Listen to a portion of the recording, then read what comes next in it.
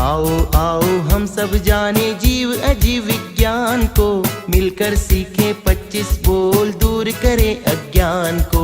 सीखे तत्व ज्ञान जाने तत्व ज्ञान, सीखे तत्व ज्ञान जाने तत्व ज्ञान। आओ आओ हम सब जाने जीव अजीव विज्ञान को, मिलकर सीखे 25 बोल दूर करे अज्ञान को। सीखे तत्व ज्ञान जाने तत्व ज्ञान, सीखे तत्व ज्ञान जाने तत्व ज्ञान।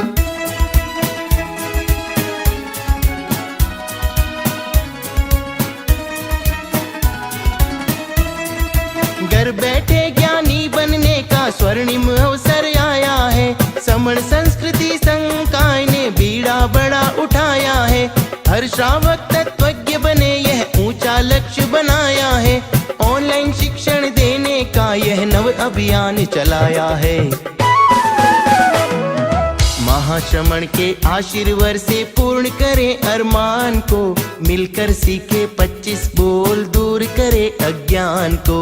सीखे तत्व ज्ञान जाने तत्व ज्ञान, सीखे तत्व ज्ञान जाने तत्व ज्ञान।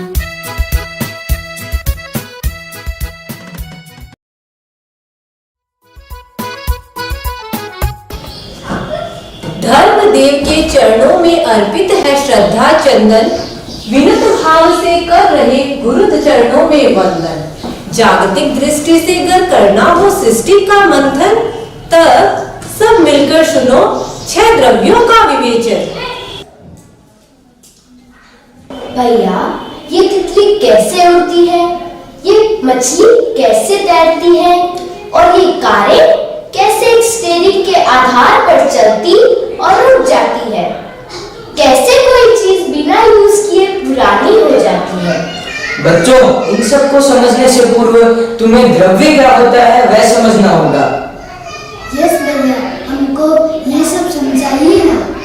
तो ठीक है, मैं तुम्हें कल जैन साइंस सिटी की विजिट करवाऊंगा, तो कल ठीक 5 बजे तुम इधर आ जाना। ओके भैया।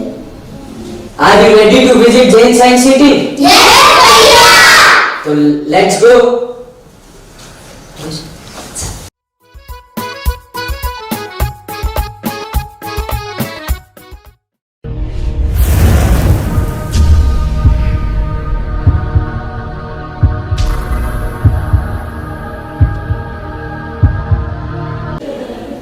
Hello, I am universal substance यानी द्रव्य।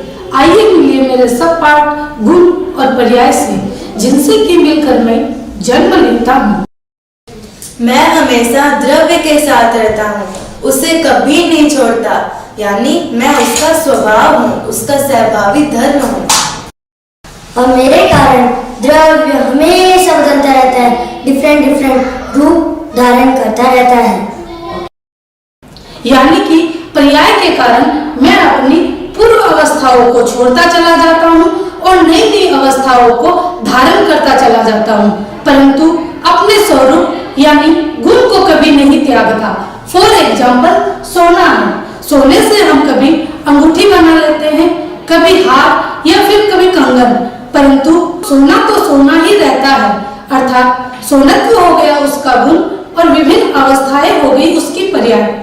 उसके बाद सोना जो स्वयं पुद्गल है, वो कभी मिट्टी में बदल जाता है या फिर कभी किसी और रूप में चेंज हो जाता है, परंतु उसका पुद्गलत्व सुरक्षित रहता है, उसका द्रव्यत्व बना रहता है, उसका लक्षण उसमें विद्यमान रहता है। इसीलिए कहा जा सकता है मैं परमानेंट भी हूँ और टेम्परेरी भी हूँ। मैं हमेशा द्रव्य ही रहता हूँ। That is why I am permanent. मेरे रूप बदलते हैं, इसीलिए मैं टेम्परेरी हूँ। मोटे तौर पर देखा जाए तो संसार के सभी द्रव्यों को 6 भागों में क्लासिफाइड किया जा सकता है। धर्मास्तिकाय, अधर्मास्तिकाय, आकाशास्तिकाय, काल, पुद्गलास्तिकाय और जीवास्तिकाय। इनमें से केवल पुद्गल ही एक्सेप्शनल है जो हमें दिखाई देता है, बाकी हमें दिखाई नहीं देते, अमूर्त है।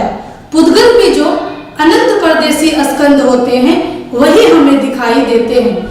सूक्ष्म परमाणु स्कंद या मूर्त होने पर भी हमें दिखाई नहीं देते। जो हमें दिखाई देते हैं उन्हें व्यवहारिक परमाणु कहा जाता है। आइए अब हम आपको मिलवाते हैं मेरे इन 6 प्रकारों से। मैं हूँ धर्मास्तिकार, बट प्यार से सभी मुझे धर्म कहकर बुलाते हैं। लेकिन मैं कोई क्रियाकांड वाला धर्म नहीं हूँ। मैं वो द्रव्य हूँ जो जीव और पुद्गल की गति में उदासीन रूप से सहायता करता है। अस्तिकार का मतलब है प्रदेश समूह है। फॉर एग्जाम्पल, गाड़ी चल रही है, पानी बह रहा है, आप हाथ उठाते हैं, अंगुली हिलाते हैं, आंखें घुमाते हैं, आदि आदि। सारा मूवमेंट मेरे कारण ही होता है। मैं एक द्रव्य हूँ, यानी 10 तरह के धर्म नहीं मिलेंगे, बल्कि मैं तो एक ही हूँ, पूरे लोक में व्याप्त हूँ, अनादि अनंत हूँ, अरूपी हूँ। मेरा गुण गति में उदासीन सहायक बनना है, यानी मैं किसी को चलने के लिए प्रेरित नहीं करता। अगर कोई चलना चाहे तो मैं केवल उसकी हेल्प कर सकता हूँ। गतिशीलता तो मात्र 2 द्रव्यों जीव और पुद्गल में ही पाई जाती है। यह उन्हीं की इच्छा शक्ति है कि वे चले। मैं तो केवल उनकी हेल्प कर सकता हूँ, लेकिन मेरी सहायता भी उनके लिए इसीलिए जरूरी हो जाती है क्योंकि मेरे बिना वे चाहते हुए भी गमनागमन नहीं कर सकते।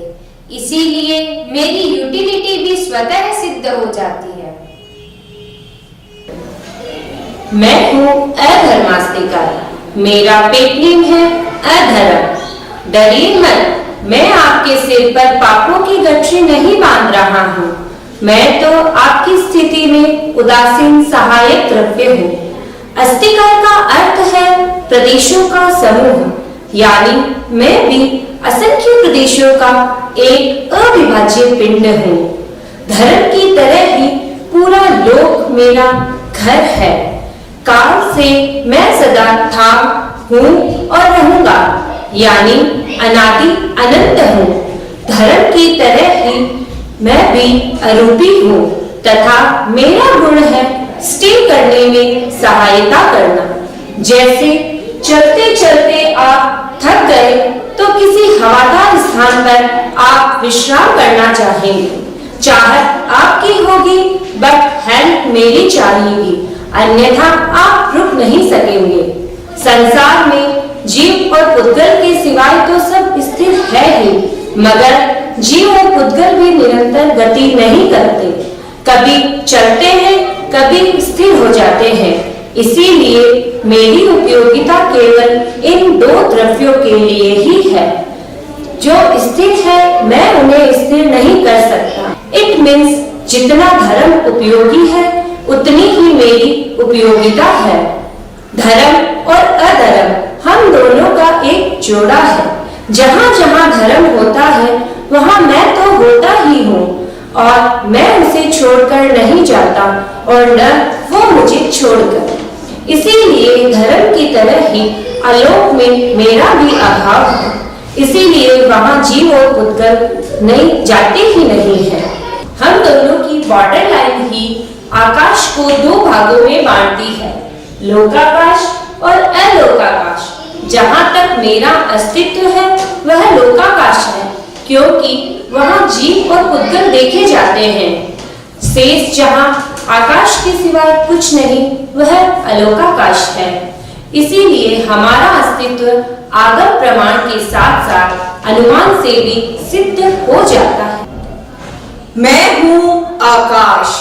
मेरे भीतर जीव और पुद्गल दोनों आश्रय प्राप्त करते हैं। मेरा शरीर अनंत प्रदेशों का अविभाज्य पिंड है और मेरा साम्राज्य लोक अलोक दोनों जगह है। जिस अलोक में कोई नहीं जा सकता वहाँ मेरा ही राजपाट है। मैं भी धर्म अधर्म की तरह अनादि अनंत अरूपी हूँ और मेरी क्वालिफिकेशन है मैं सभी को अवकाश देने में समर्थ द्रव्य हूँ। आप सोच रहे होंगे मैं अपने आप को अरूपी बता रहा हूँ, तो यह नीला आसमान कैसे दिखाई दे रहा है? आपको जानकर आश्चर्य होगा, वो मैं नहीं हूँ। मैं सब जगह रहता हूँ। आपके कमरे में, आपकी फैक्ट्री में, मुट्ठी में और घड़े में, सब जगह मेरा ही साम्राज्य है। और जो नीला आसमान दिखाई दे रहा है वो तो रजकण इकट्ठे हुए हैं जो दूरी के कारण नीले नजर आ रहे हैं।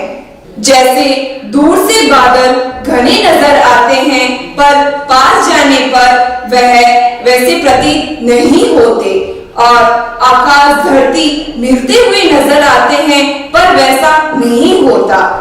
एक और बात बताऊं, मैं सभी द्रव्यों में एक आधार द्रव्य हूँ, बाकी सब आधेय हैं।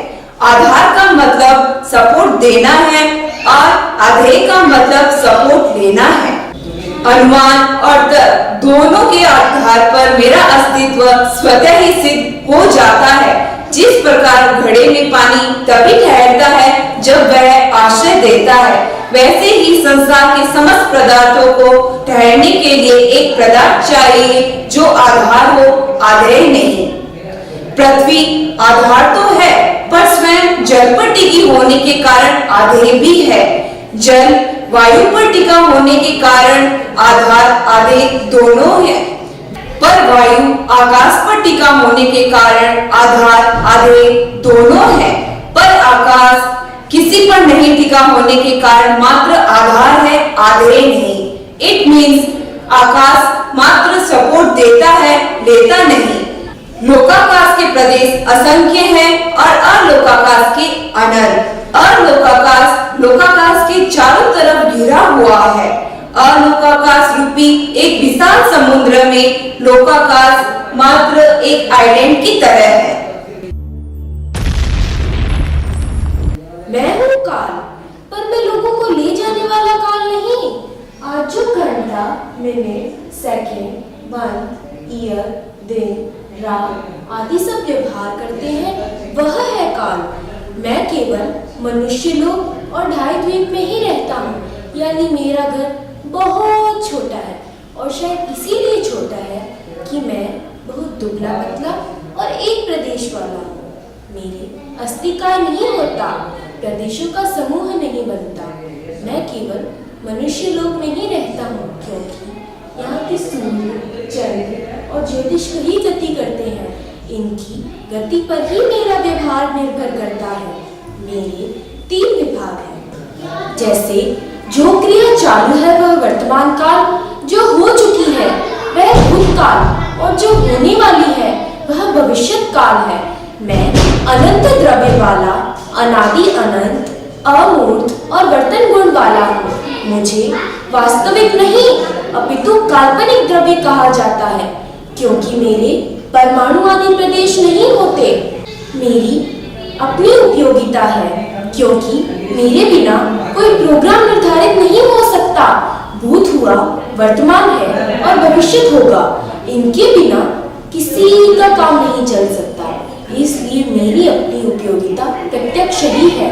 मेरी सूक्ष्मतम इकाई है समय। ऐसे अनंत समय भूत में बीत गए, वर्तमान में एक समय है और भविष्य में ऐसे अनंत समय होंगे। मैं द्रव्य की दृष्टि से अनंत हूँ। मेरे अनेक विभाग हैं। मेरी अविभाज्य इकाई है समय। समय इतना सूक्ष्म होता है कि किसी जीर्ण शीर्ण कपड़े को कोई शक्तिशाली युवक फाड़ता है तो उसे फाड़ने में जितना समय लगता है उसका असंख्यात्मक भाग है समय। यह पलक एक बार जितने काल में झपकती है उसका असंख्यात्मक भाग है समय। मेरे 2 प्रकार हैं, निश्चय काल और व्यवहार काल। जो परिणमन का हेतु है, वर्तता रहता है, लोक अलोक दोनों में होता है, वह है निश्चय काल। मुहूर्त, दिन, रात आदि का विभाग वाला काल जो केवल मनुष्य लोक में होता है, वह है व्यवहार काल। मुझे और 3 भागों में बांटा जा सकता है, संख्येय, असंख्येय और अनंत। जो संख्या में गिना जा सके वह है संख्येय। जो उपमा द्वारा गिना जाए वह है असंख्य, जैसे पर्योपम और सागरोपम, जिसका कभी अंत नहीं, वह अनंत कहलाता है।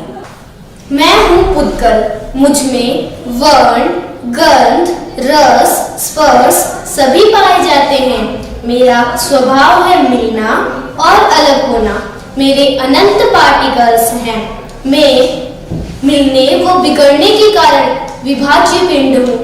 मेरी सबसे छोटी यूनिट है परमाणु।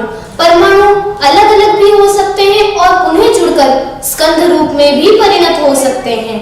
मैं पूरे लोक में मिलता हूँ, परंतु आपके मन में जिज्ञासा होती होगी कि असंख्य प्रदेशी लोकाकाश में मेरे अनंत प्रदेश कैसे मानते हैं। जिस प्रकार एक कमरे में यदि एक डे लाइट जलाओ तो प्रकाश पूरे कमरे में फैलेगा और वही समा जाएगा, उसी प्रकार 10 या 100 डे लाइट जलाओ तो भी प्रकाश उसी कमरे में ही समाएगा। इसी प्रकार मेरे परिणमन की विचित्रता अल्प या अधिक क्षेत्र अवगाहन के कारण बनती है। जिस प्रकार जितनी जगह 1 किलोग्राम नमक रोकेगा, उससे कहीं ज्यादा 1 किलोग्राम रुई, क्योंकि नमक की परिणति सघन है, इसलिए क्षेत्र कम रोकता है। काल से मैं अनादि अनंत हूँ। जिस प्रकार जितने भी पुद्गल हमें हमारी आंखों से दिखाई देते हैं, वे सब मेरे ही प्रतिरूप है। मेरे गुण हैं वर्ण, गंध, रस, स्पर्श युक्त होना। मैं अन्य द्रव्यों की भांति अमूर्त नहीं, मूर्त हूँ, इसलिए शेष चारों ज्ञानों का भी विषय हूँ। शेष द्रव्य मात्र केवल ज्ञान के ही विषय बनते हैं। मेरी अनेक अवस्थाएं हैं, जैसे शब्द। यंत्र सिर्फ मूर्त द्रव्य को ही ग्रहण करते हैं, अमूर्त को नहीं। पुद्गल ही एकमात्र मूर्त द्रव्य है, इसलिए शब्द पौद्गलिक है। मेरी एक दूसरी अवस्था है बंध, यानी एकत्व परिणाम। पुद्गलों का परस्पर में संबंध होना ही बंध कहलाता है। शेष द्रव्य अमूर्त होने के कारण अविभाज्य है, उनका पृथक कोई खंड नहीं होता, मात्र पुद्गल द्रव्य ही दूसरे से मिलते हैं। मेरी एक अन्य अवस्था है स्थूलता, सूक्ष्मता। मेरे सिवाय अन्य कोई भी द्रव्य बड़ा, छोटा, हल्का, भारी नहीं हो सकता, इसलिए यह अवस्था भी सिर्फ मुझ में ही पाई जाती है। मेरी एक दूसरी अवस्था है छाया। प्रत्येक पुद्गल अपने आकार के रूप में प्रतिक्षण रश्मियां निकालता है, जो अपने अनुकूल सामग्री पाकर उसी के रूप में परिणत हो जाती है। इसी पौद्गलिक परिणति को छाया कहा जाता है। मेरी एक दूसरी अवस्था है प्रकाश, अंधकार। प्रकाश पौद्गलिक होता है, क्योंकि पुद्गल से बना होता है। अंधकार पदार्थ प्रतिरोधक है। यह प्रकाश का अभाव नहीं, अपितु विरोधी द्रव्य है। जैसे घनघोर वर्षा में और कुछ सिवाय उसके नहीं दिखाई देता, उसी प्रकार घोर अंधकार में और कुछ नहीं दिखाई देता, केवल वही दिखाई देता है। जिस प्रकार उसकी परत हटती है, समस्त पदार्थ दृष्टिगोचर होने लग जाते हैं। अंधकार काले वर्ण वाला होता है, इसलिए पुद्गल है। मैं हूँ जीव, लिविंग बीइंग, यानी प्राण को धारण करने वाला। अस्थिकाय का अर्थ होता है प्रदेश समूह। प्राण 2 प्रकार के होते हैं, द्रव्य प्राण, भाव प्राण। द्रव्य प्राण 10 है, 5 इंद्रिय प्राण, मनोबल, वचन बल, काय बल, श्वासोच्छ्वास और आयुष्य। ये सभी संसारी जीवों में पाए जाते हैं। भाव प्राण है ज्ञान, दर्शन आदि। ये प्राण संसारी जीवों में तो पाए जाते हैं ही, बट मुक्त जीवों में मात्र भाव प्राण ही होते हैं। मेरे एक एक जीव में असंख्य प्रदेश हैं। ऐसे असंख्य प्रदेश वाले अनंत जीव है। मैं भी पूरे लोक में मिल सकता हूँ। मैं सदा था, हूँ और रहूंगा, इसीलिए अनादि अनंत हूँ। मैं दिखाई नहीं देता, इसीलिए आरोपी हूँ, तथा मेरा गुण है चैतन्य। पूरे लोक में मेरा अस्तित्व है। इट मीन्स एक ही जीव सकल लोक में व्याप्त नहीं है, बल्कि लोक में कोई भी स्थान ऐसा नहीं है जहाँ जीव न हो। मैं अमूर्त हूँ, फिर भी स्वसंवेदन यानी मैं हूँ ऐसी अनुभूति तथा अनुमान से भी मेरा ज्ञान हो सकता है कि जब हमें कोई अचेतन पदार्थ उपलब्ध हो रहा है तो उसका विरोधी कोई चेतन द्रव्य भी अवश्य होना चाहिए।